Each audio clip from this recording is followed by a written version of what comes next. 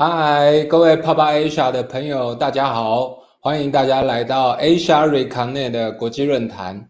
今天的论坛其实很高兴邀请到就是2018年有来参与我们的 Artisanal 的执行长，就是 Pierre， 他新开了一个他的新的 business BRB， 然后他会跟大家介绍一下他们在 Cambodia 是怎么样去 support 当地的 community， 还有就是他接下来他的 business 有什么样的新的展望。那就让我们来欢迎我的好朋友 Pierre from BRB。 Hello. Pierre. Yeah. Hello, Jerry. How are Hello you? to everyone in Taiwan. I'm good. Susaday, Khmer way. Susaday. Good morning. Hello, everybody. Hello in Taiwan, my friends from Pop-Up Asia and all my Taiwanese friends. I'm very happy to join today. Ooh, thank you, Pierre. Long time. So how's the COVID-19 situation in Cambodia now? Well, on the sanitary side, it's very good because we don't have any case. We had less than 300 cases total, and all are safe today. So the sanitary side is really well managed by the governments. We don't have any pandemic, any epidemic in Cambodia, but the consequences are more economic. It's so on the still business. Lockdown. Government still locked down the border. Yeah, the border is locked down since March. You can enter the country, but you need a special invitation. You need to stay on quarantine on arrival. You need to arrive with a test and $2,000 deposit, and then stay in a hotel with the government. It's a very complicated process. So for the tourists, no way. But still for business, but not for tourists. Yeah. But I think I respect you because in this situation, you still start your new business, BRB. So can you give me and Papa Asia friends why you launched the new business, BRB, and actually what's the business of the BRB? Yes, I think we launched in this situation because of the situation, because it's more than ever necessary to help the producers and the handicrafts workshop in Cambodia. Most of them have been working with the tourist market, selling to tourists for years. The tourist market was growing by 10 to 15% every year, so they didn't have to worry about marketing, they didn't have to worry about price, even about design, because the product we sell themselves. The tourists are come, 5 million tourists will come, they will buy the product, they don't have to worry about marketing. And then suddenly everything stopped. And at that time, I was working with Artisan Encore together with my partner. Yes. We created together BRB, and we found out that we were not ready for local market. We were not ready for international market. We were not ready for online sales. So what we started to do with Artisan, we decided to do it for all the producers in Cambodia. So we identified the best craft producer in Cambodia, and we helped them. We decided to help them to go online, to go international, because they didn't have the skill, they didn't have the marketing tool, they don't know about the pricing, about the design, and that's how we accompany them now. Yeah, actually, this is quite good because this year the Papa Asia has a program called We Support Asia. Because in COVID-19 situation, actually, as you said, most countries, the craft products sell, the TA will be the tourist, but most countries, they lock down the border. So Papa Asia think about we can launch a program called We Support Asia, can co-work with all the friends. So I think it's quite good. You launched the BRB, this kind of the support program. But can you share the details about how you support the craftsmen to sell the products through the online? So can you give us much more the details about this program? Yes, sure. Our first analysis was, as I mentioned before, that they are not ready to go online on one side, and on the other side, the customer are not ready to buy from Cambodia because there's a lack of knowledge. There's a lack of knowledge about Cambodian products, lack of knowledge about Cambodian know-how and quality, and there's a lack of visibility. There's a lack of visibility of the producers, and on the producer side, they were not ready because they don't know how to make a product dedicated to the international markets. They didn't know how to market internationally, and they don't even know how to set a price for an international market, which is totally different than selling to the tourists or selling to the local markets. So we had to start from the beginning, identify the best talents, talk to them, identify their needs in terms of training. So now we are accompanying them to analyze the costs, to review their design, to set the proper distribution strategy, and globally to give them the tool to be able to go online and to sell internationally. They need a lot of training. So the first step was to map the talents in Cambodia. Fortunately, we already know a lot of workshops, not only Artisan, but all the others. I had the chance to be the president of the Artisan Association of Cambodia, who gathered 35 different companies. But we also went to some others, smaller ones, and we found out really amazing products. Really, really. Some are incredible in terms of design, in terms of quality, but they are not visible. No one knows about them. Some are made. Cool. Some are made. We find out some products that are made on a boat in a floating village on the Tonle Sap Lake, and the products are sold locally. But the design is amazing, the quality is amazing. So it's time to showcase and to go abroad. It's cool. But actually, what kind of the product you are looking for? What kind of the product BRB looking for? There's different categories. The first category is handicraft for decoration, mainly. So yes. A lot of products for decoration. There are a lot of different material, from wood, from water hyacinth, from stone, from lacquer, silver. There's a very old tradition in Cambodia with all these materials. The second category is about wellness products, essential oil, balm, candles, massage oils, natural and organic, because one of the amazing thing in Cambodia is that everything grows, and there's a lot of different plants, and they can create some amazing product with these plants. So that's cool. The second category, yes. And but actually, yeah.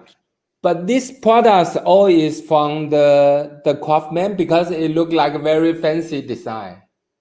It looks very fancy because they work on the design, but it's handmade. I invite you to visit this kind of workshop for wellness product. It's amazing. It's handmade, traditionally boiled and mixed together like the ancestors used to do with herbs. But then they changed the packaging and the design to make it more modern. But the products are ancestral products. And also they will display on this PHNOM PENH 2020, right? Right? Display, yeah. These products will come to Taiwan, join the PHNOM PENH 2020, right? Yeah, we're very happy to display.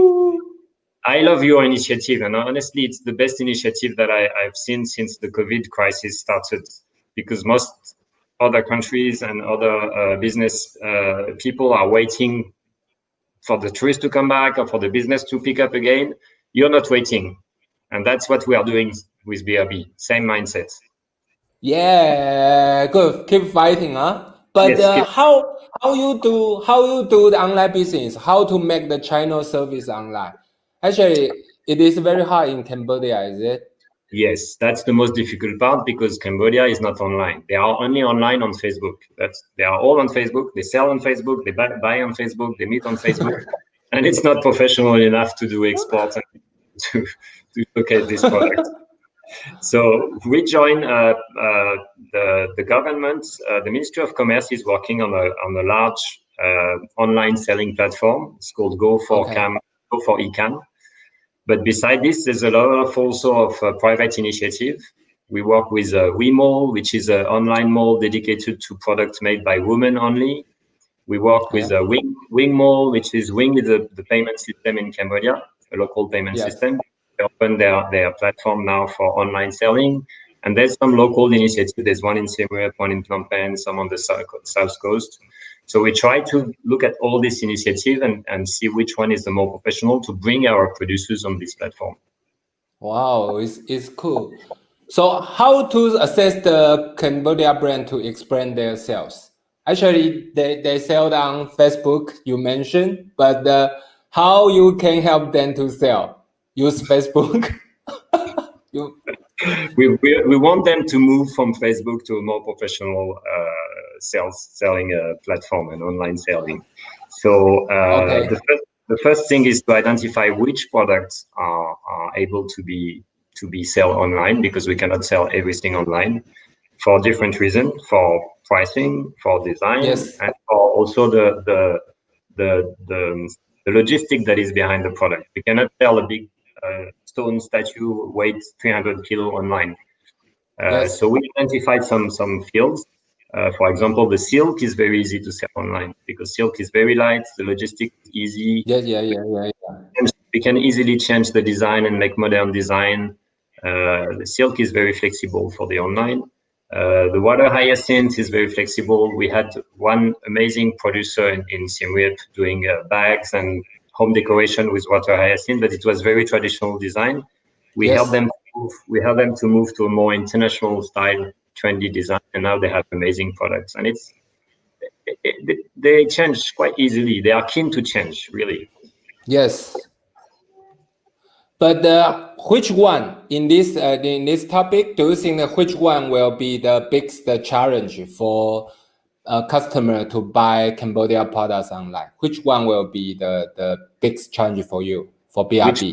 Which product? Yes. You mean? Kind of product? Yes. Fashion made with fabric, local fabric, silk, cotton, and lotus. They also make silk with lotus flowers.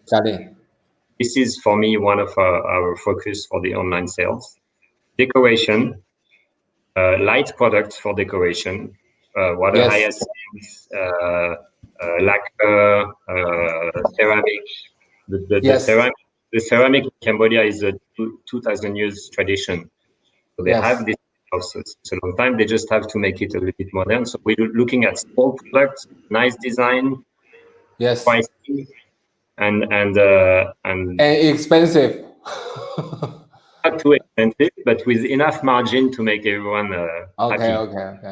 Okay. Good. But you talk about the government try to build up an online channel with BRB. Can you describe the Cambodia's government's attitude about this? How to support the smaller craftsmen? They are very supportive. They understand that because of the lockdown of the country, they have to kind of sacrifice a big part of the economy.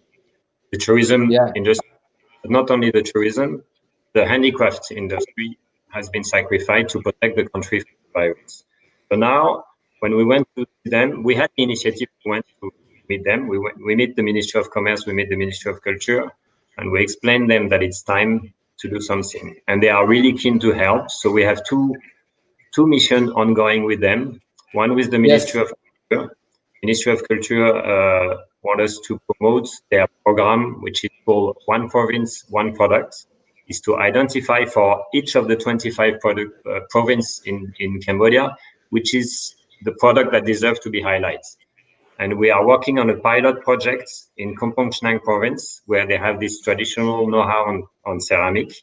There's 1,000 people producing ceramic there since centuries. So we will organize a meeting together with some international designer, bring the designer on the village. They will spend some time in the village, produce together some products, and all this is under the patronage of the Ministry of Commerce. And this will be a pilot to be duplicated with every provinces. That's one example.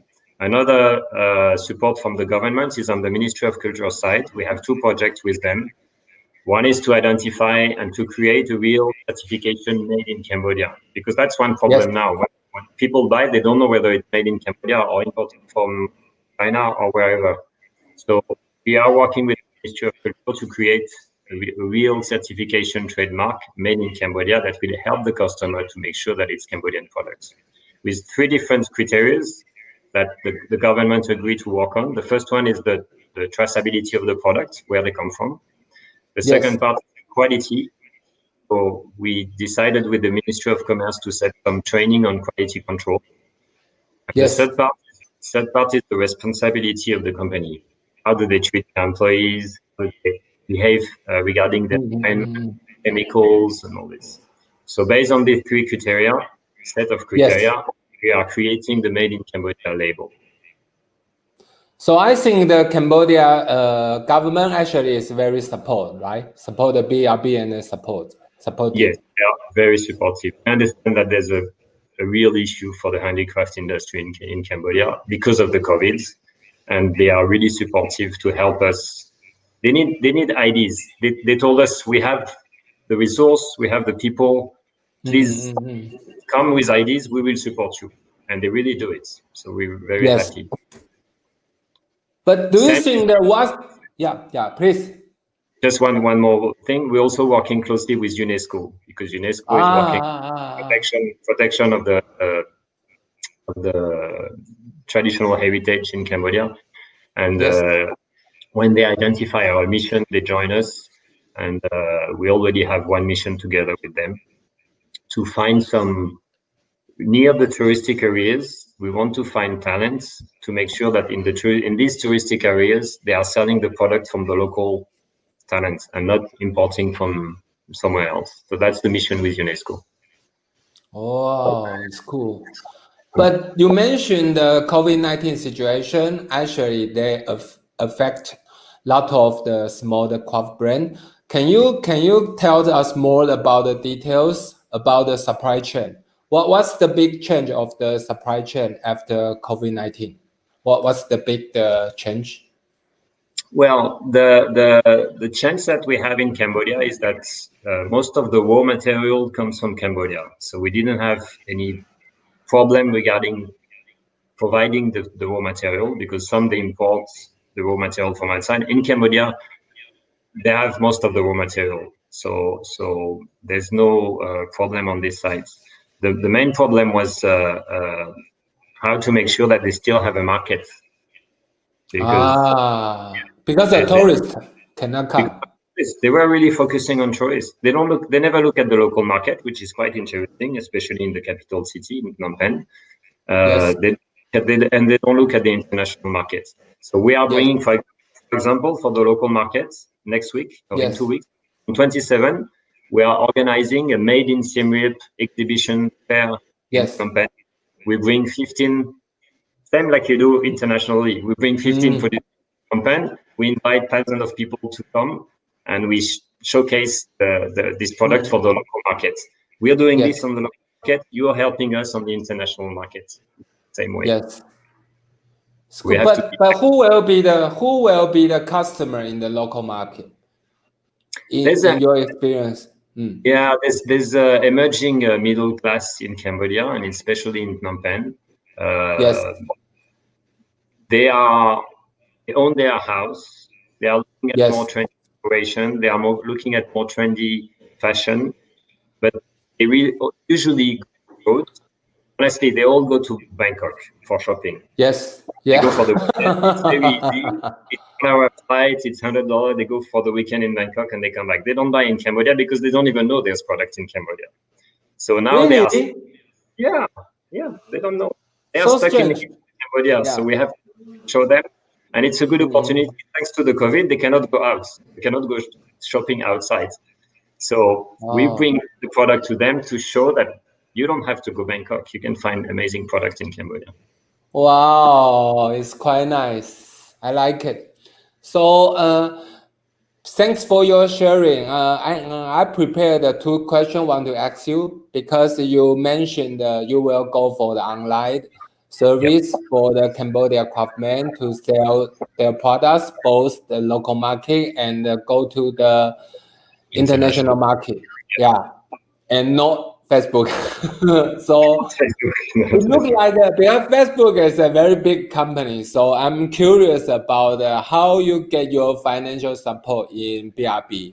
What's your strategy? Because it looks like you have to online and also to build up the local market, drive attention, and also the cooperate with government. Can you share some strategy about the BRB? Yes. We have currently 3 different sources for funding.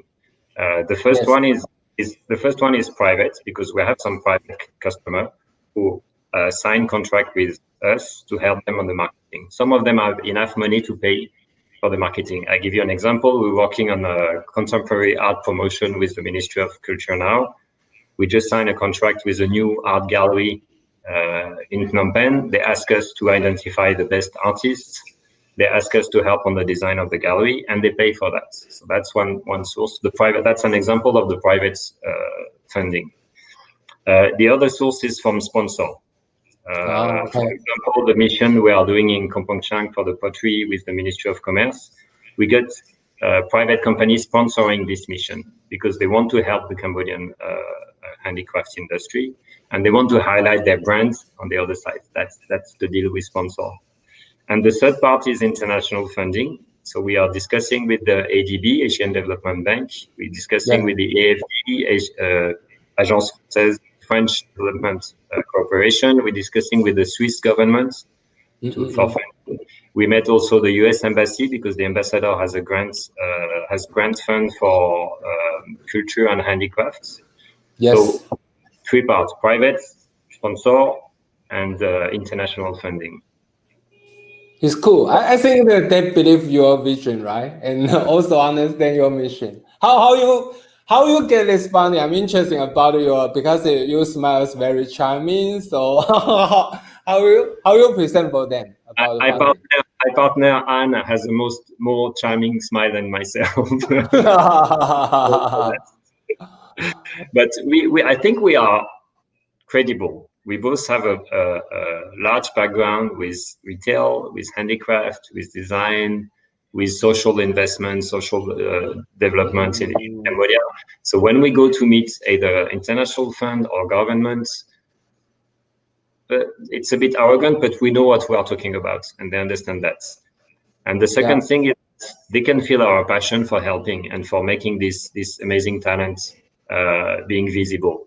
So when we share the passion, people follow us. That's the same with you. You share your passion. You bring us to pop up because of you, because of the way you share this passion to showcase the Asian handicrafts to Asian countries. It's all about passion. It's cool. I like it. But what do you think? What's the difficulty between the bridge? What's the difficulty between the government and the craftsmen? Do you think do they have the difficulty about the communication? They do have, because they do have. I will say 3 different obstacles. The first one is a more cultural obstacle. When you are a small company or a small people in Cambodia, you don't go to the government like that. They respect government so high that they won't go and talk to the government and ask for something and ask for help. Yes. So that's one part. So we can be the middleman between them and the government to explain that they can go. And the government is keen. Last time we went to a very small, old style silk weaving in the countryside, doing amazing products. But really, you look at the workshop, it's outside, the roof is half destroyed, and they are doing amazing products. The next week, we meet the Ministry of Culture. The minister herself went to visit them. So we can do this. We can make the link between these two to break this first obstacle. The second obstacle is about funding, of course, because the government, Cambodia is a poor country, so they don't have huge budgets. They already injected a lot of money to help for COVID. They waived the tax for example, for all the tourism industry. They give a little bit of salary for the people who lost their job. So they don't have enough funds to help. So they also ask us to help on the funding, and that's an obstacle because it's not like rich country like Taiwan or Japan or European country where they can say, okay, we put billions of dollars in the economy. They cannot do that. So that's a bigger obstacle too. And the third one is about knowledge. Yes. They don't really know the talents and the capacity of the country, the government. They don't really know. So we have to help them mapping these talents, mapping this capacity, and evaluating what is the potential of these markets. Because they've been focusing on tourism, agriculture, construction, and government. The other industry were a bit left.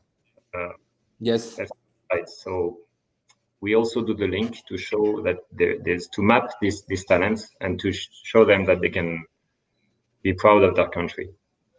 It's cool. I like it. And do you think what can we do about the Pop Asia and the Taiwan market? Because you talk about the cooperate together.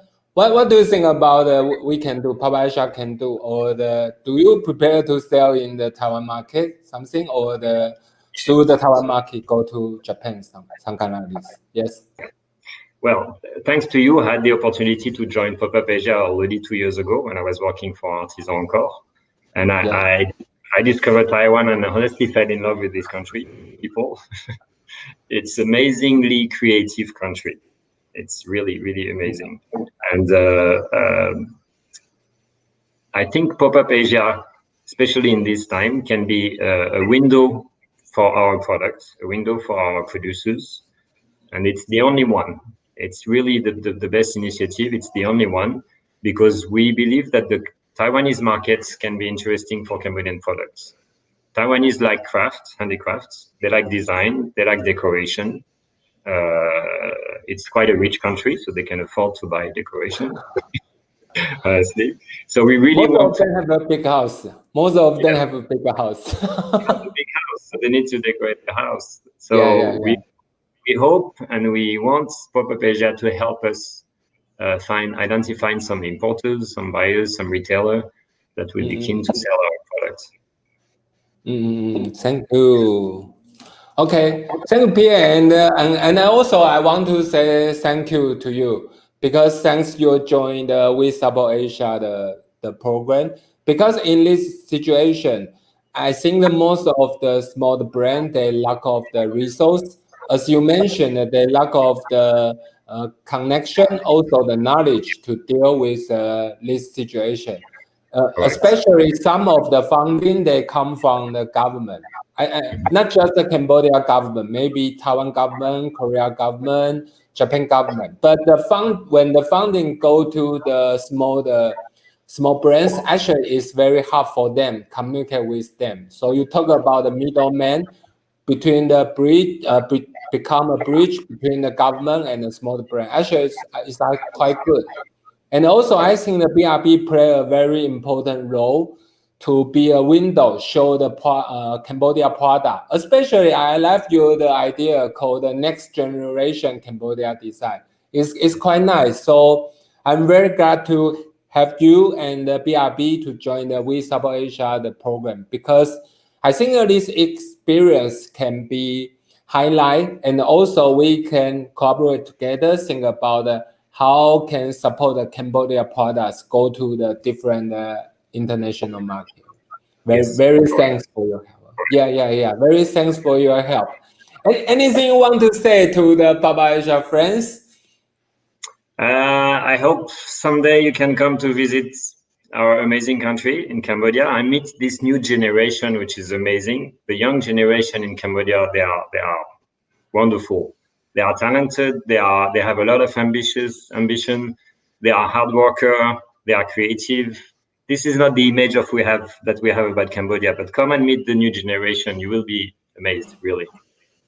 And thank you for helping on that. Yeah. Thank you. But for one small question, can you share the one or the two Cambodia the new design will display on Pop Asia 2020? Because I feel very excited because I hear from Annie the product already sent from the Cambodia. Is it? They are on the way to the Taiwan. Yes. On the way. They should arrive today. They are on the way. You can see some on the presentation. If you can share the presentation, you can see some of our products, and especially the decoration one, which are really lovely. You can see very contemporary design with traditional know-how. All these are made with very traditional know-how, handmade in local workshop. But you can see that the design is already much more trendy than what we used to see for Cambodian products. Yeah, because I saw the back, actually the design is quite fancy. The backs and all the light is quite nice. It's a very good taste. It is. It's very fancy and it's product that we can sell worldwide. We don't have to this one to the tourists. But they're all made by the local community, because I saw the list, they're made by the local. All of them are made by the local community in local workshop. Most of them are rural, very rural, hidden in some countrysides. Some are on the floating village, really made on the floating village. I mean, it's on the floating house. Some are in the mountain, like the pottery. Some are by the river, like the lamp. Do you see the workshop is by the river on the way to the Tonle Sap? You have to visit this workshop. It's amazing to see how in very old style, local, I would say poor workshop, come out this trendy, beautiful products.